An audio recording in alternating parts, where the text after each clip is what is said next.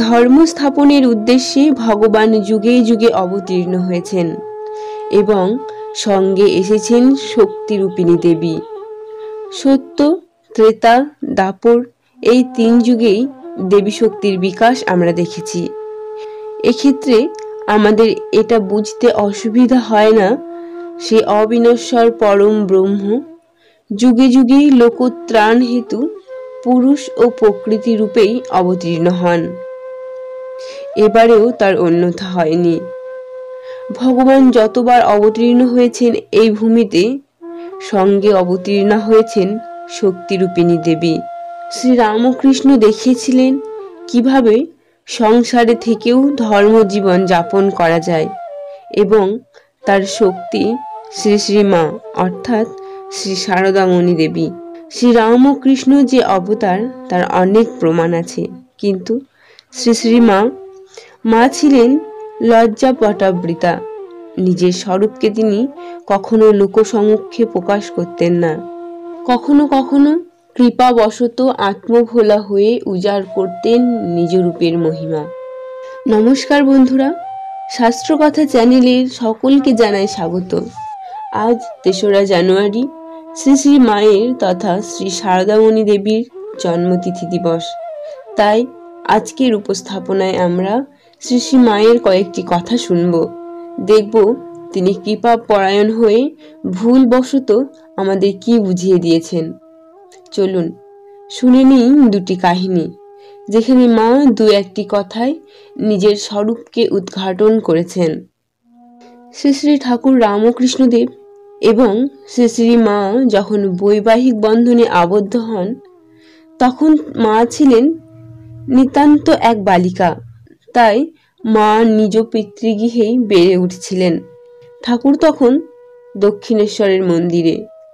লোকমুখে ঠাকুর পাগল হয়েছেন, ছিটগ্রস্ত এমন কথা শুনে শ্রী শ্রী মায়ের জননী মাকে এসব কথা বললে মা তার জননীর কথার প্রত্যুত্তরে বলেন, একবার প্রতিনিন্দায় দেহ ছেড়েছি, এবারও কি তোমরা তাই চাও? শ্রী শ্রী মায়ের এই কথা কোন ঘটনাকে ইঙ্গিত করে বুঝতে পারছেন নিশ্চয়। কোন ঘটনার ইঙ্গিত মা দিয়েছিলেন তা জানলে অবশ্যই কমেন্ট বক্সে তার উত্তর দিন।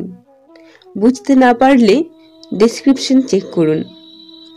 আর একটি ঘটনার কথা আমরা জানব, যেটি বলে দেবে শ্রী শ্রী মা সত্যিই কে ছিলেন।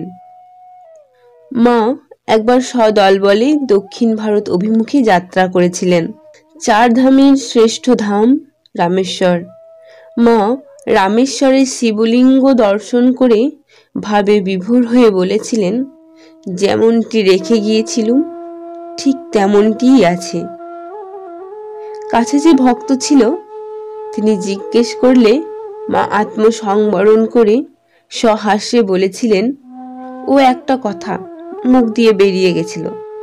এখানে মা ত্রেতা যুগের নির্দেশ করলেন, কারণ আমরা জানি রাবণ বধের পর মা সীতার মনে শিব পুজোর ইচ্ছা জেগেছিল এবং সীতামা রামেশ্বরে সাগরের বালি দিয়ে এই শিবলিঙ্গ স্বহস্তে গঠন করে পুজো করেছিলেন এবং ভগবান এই লিঙ্গের নাম দিয়েছিলেন রামেশ্বর, অর্থাৎ রামের ঈশ্বর বা গুরু।